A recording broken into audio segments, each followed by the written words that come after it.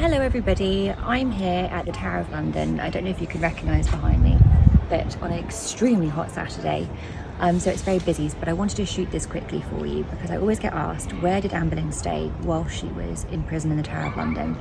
And ironically, she also stayed in the same apartments where for her coronation and then just before she died, so the irony probably wasn't lost on her.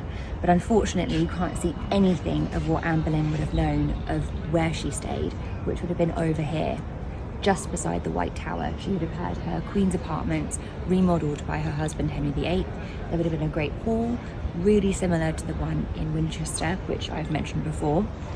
And it would have been very busy. She'd have had a pretty garden. She would have had all the mod cons in these beautiful apartments here, which were torn down, I believe, by Charles II because they were falling into disrepair.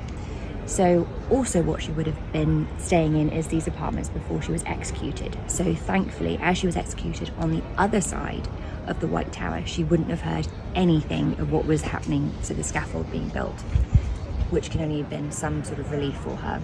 So over here, you can see it's just now green. There's nothing else that you can see. From her apartments, through her gardens, all along.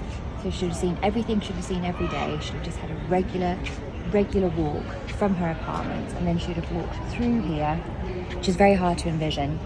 And then she would have gone round the corner by the Cold Harbour Gate. So it's one I always forget because it's never there. The Cold Harbour Gate, which would have been just over there.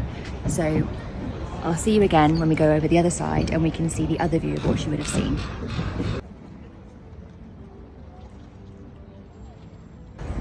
And so we've come to the other side of the White Tower, as you can see just here.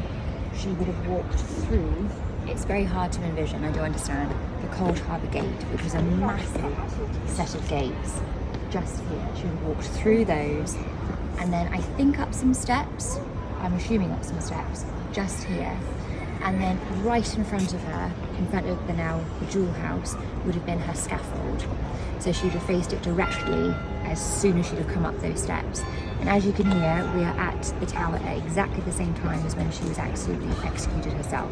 So you could see the shadows. Is it warm? Is it cold? It would have been May 19th, and we are here in July, but the vibes are similar, I would imagine. So she would have come up here, walked all the way up and seen the scaffold straight in front of her.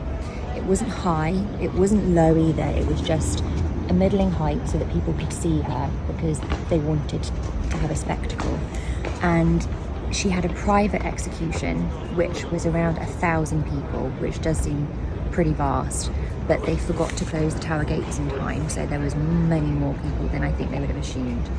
And famously, there is the Scaffold memorial site just over here. If you can see on Tower Green, where that gentleman is standing, that is placed where they are letting you know that everybody was executed, but that actually isn't the case. It was always in front of the Jewel House, but the Victorians moved a memorial and put it over there because through flow for traffic to go and see the crown jewels, it became a bit of a nightmare. So if you are here and you do come to the tower, maybe take a moment just at this spot outside of the Jewel House and you could maybe remember Anne Boleyn.